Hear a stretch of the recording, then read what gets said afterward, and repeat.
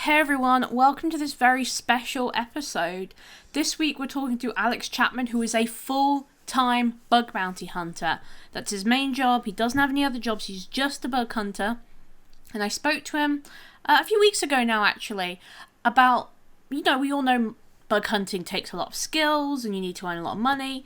But instead of talking about that, I talked to him about strategy, how he chooses targets, what targets he chooses, how much he cares about payouts, how he does his taxes, to really talk about the kind of other side of full-time bug bounty hunting. So this video is just kind of the highlights, the short version. There will be a full interview posted on my channel at the same time as this. So if you watch this video and go, oh, that was really interesting actually, go watch the full interview to see some of the things that didn't quite make it because I wasn't that interested by it. This video is sponsored. It's very kindly sponsored by Integrity. Integrity is a bug bounty platform like HackerOne and BugCrowd.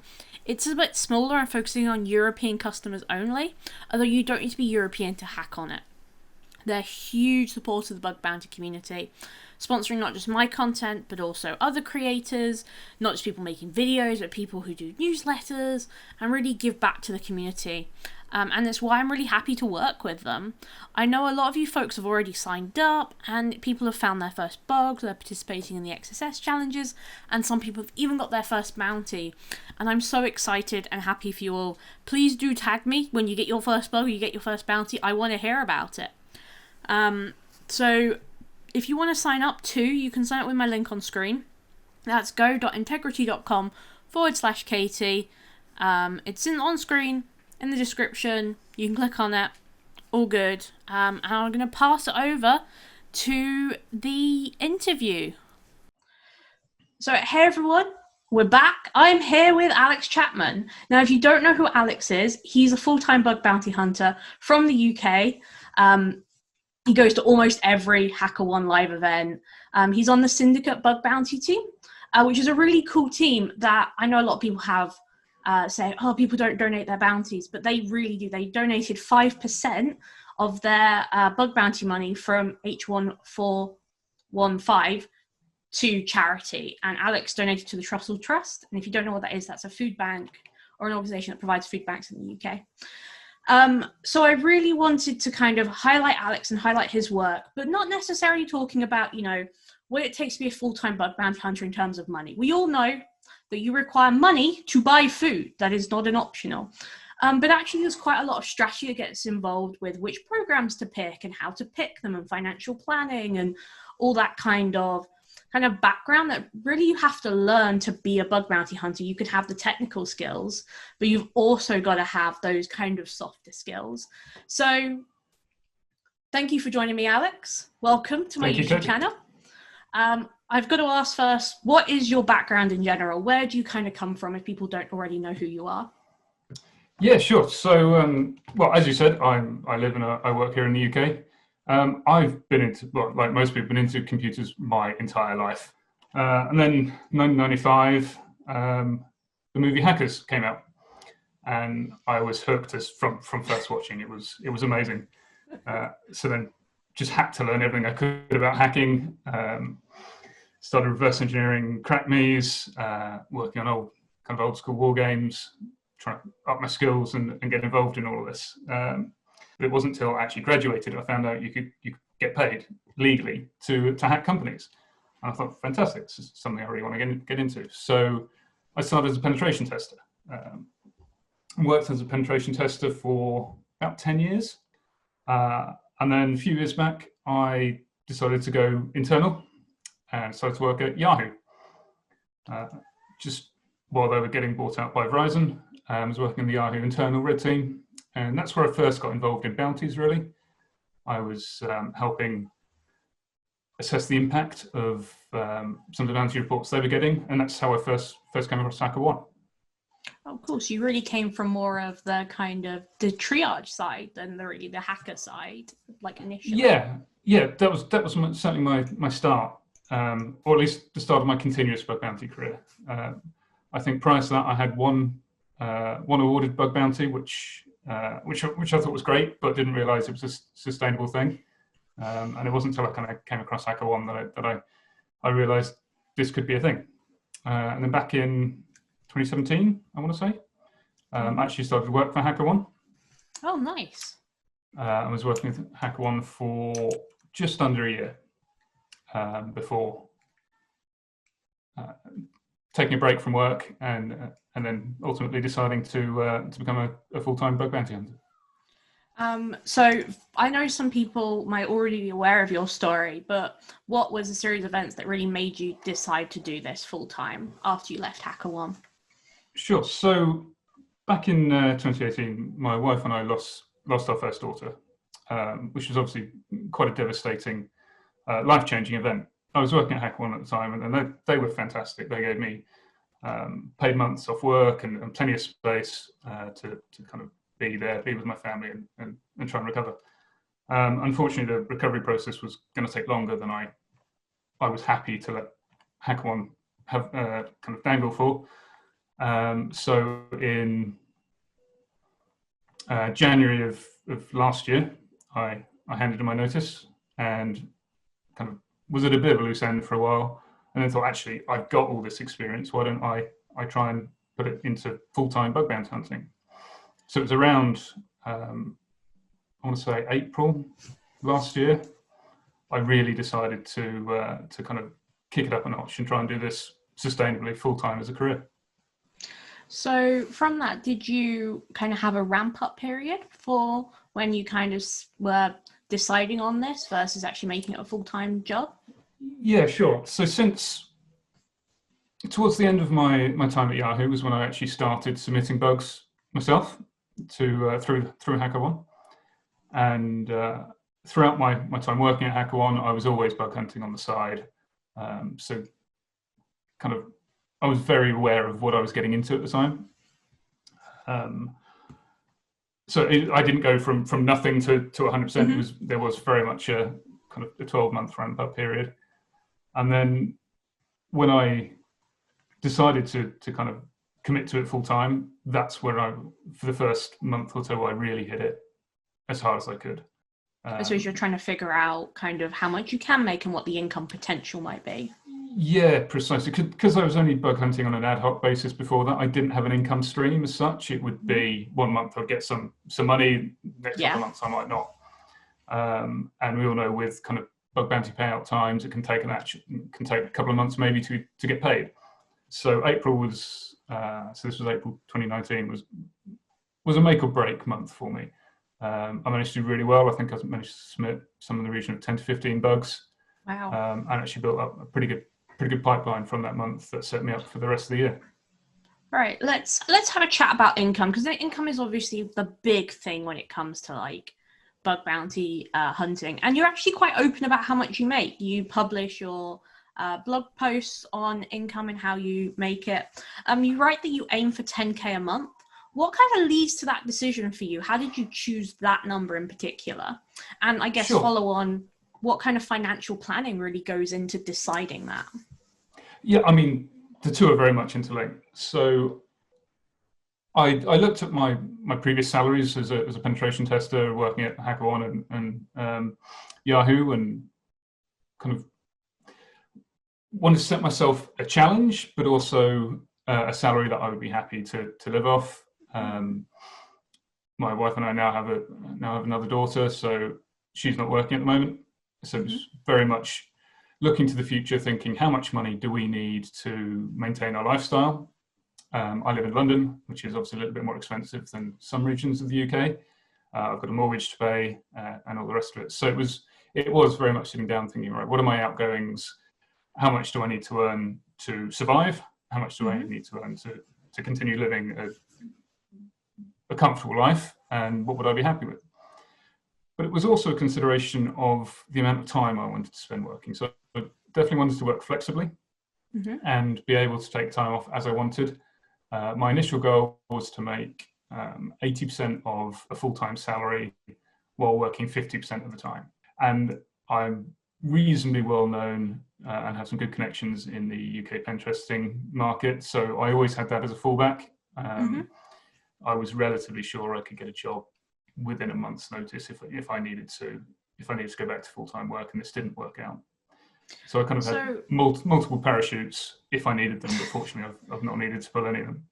so speaking about parachutes and kind of preparing for the worst, when you have a bad month, how do you actually adapt to that? Do you have like, what kind of mindset do you go into? But also, you know, are you looking into like 3 months in the future, 6 months in the future when bugs will pay out? Sure. So I think that answer is different based on how I'm feeling, how well I'm doing. I'm more than happy to work on programs with longer payouts if I know I've got a lot of money in the bank. Mm-hmm. So I run all of my bug bounty payments through a limited company here in the UK, and I don't draw everything out of that company as soon as it comes in. So I pay myself a salary on a monthly basis. Oh, so there's some float in the business essentially. Precisely. So I know if I don't work for the next few months, I'm absolutely fine. But I'll need to start thinking of bringing in some more money after that. And that takes the pressure off it. I treat it very much like drawing a salary. It's there. I'm not trying to become rich doing this. I'm trying to live comfortably and enjoy the life that I live. I think that's important as well. I think a lot of people see bug bounty and they see on Twitter, they see the lovely cars and, you know, people able to just drop 10 grand, 20 grand. But actually to do this full time, you really have to focus on getting that sustainable income, because when you have a job, you know the money's going to be there. You know the bills will get paid, you know the rent or the mortgage will get paid. But I think it's really important to stress that you don't always know that when you are doing this full time, and it's really important to not forget that it's just living comfortably for a lot of people.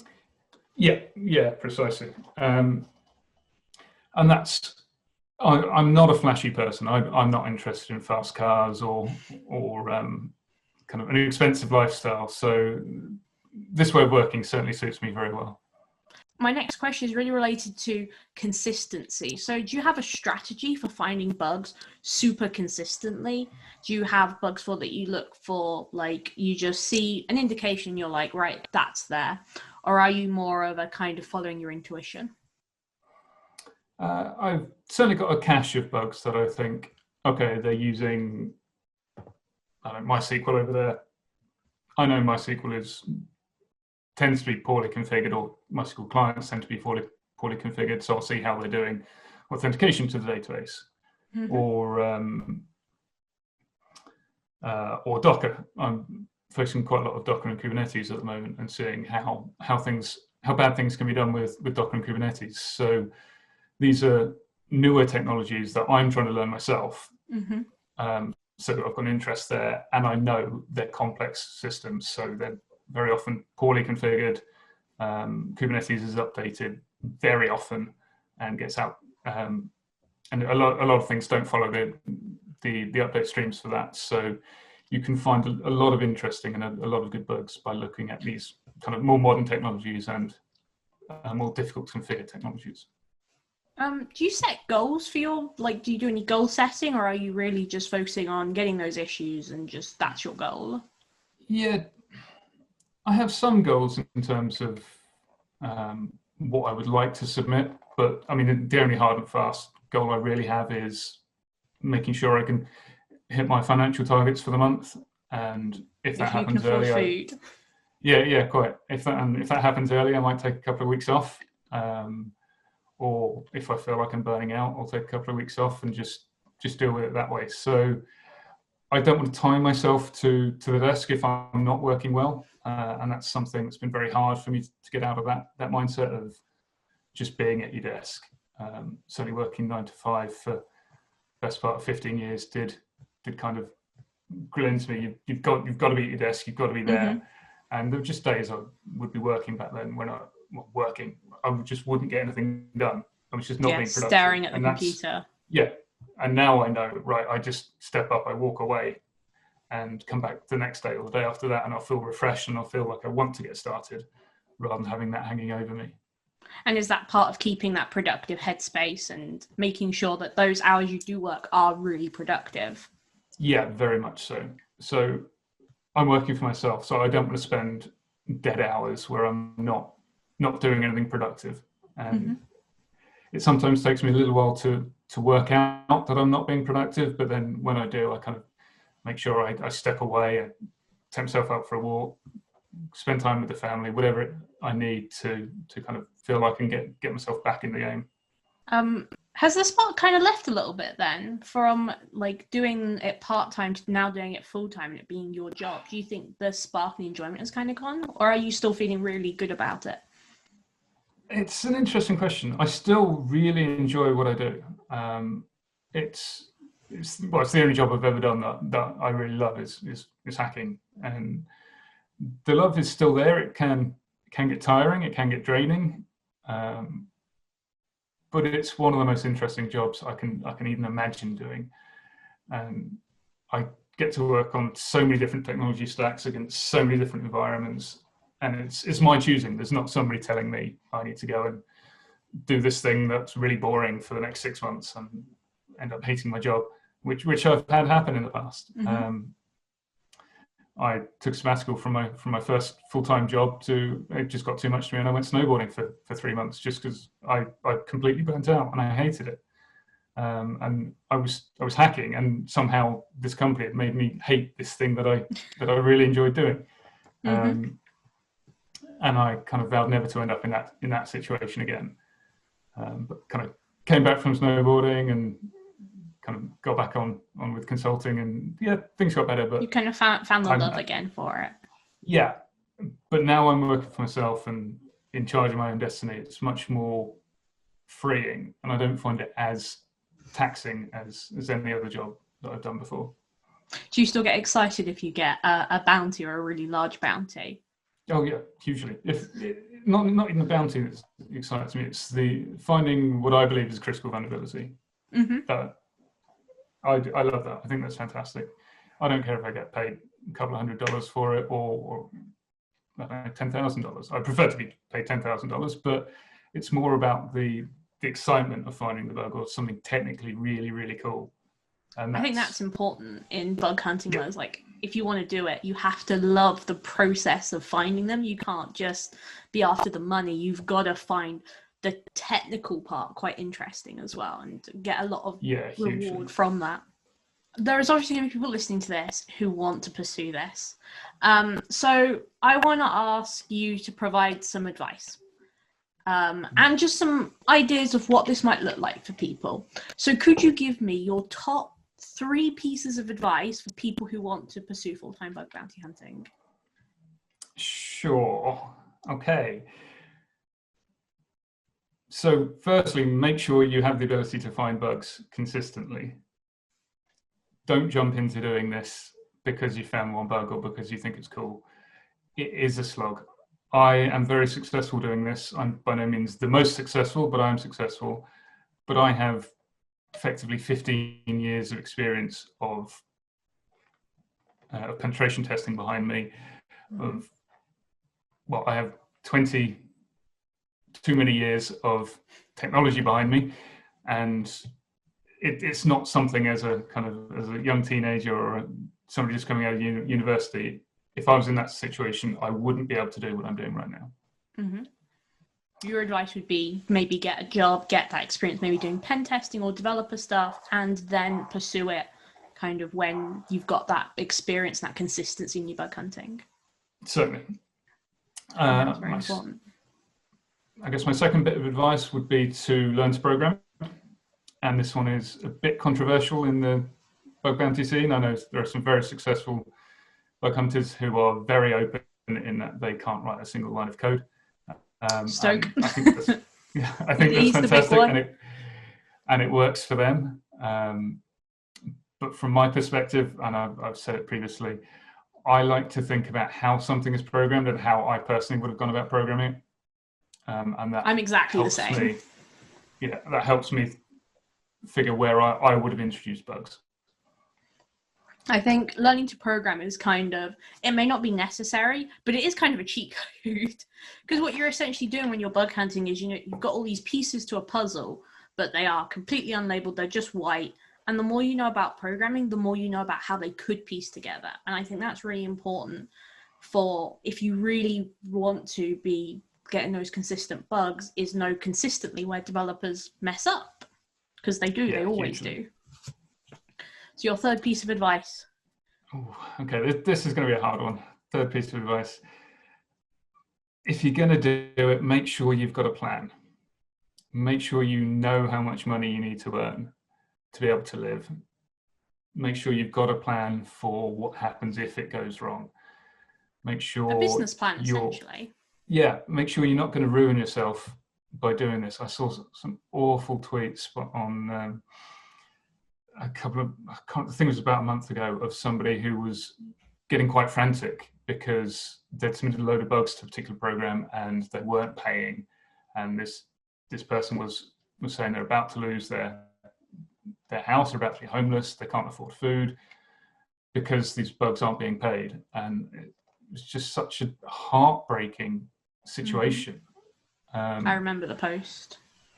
And just don't let it get to that point. Make sure you have a plan and know when to call quits and pursue something else so you can survive and keep living. And that's, don't ruin yourself doing this, I guess, is my third piece of advice.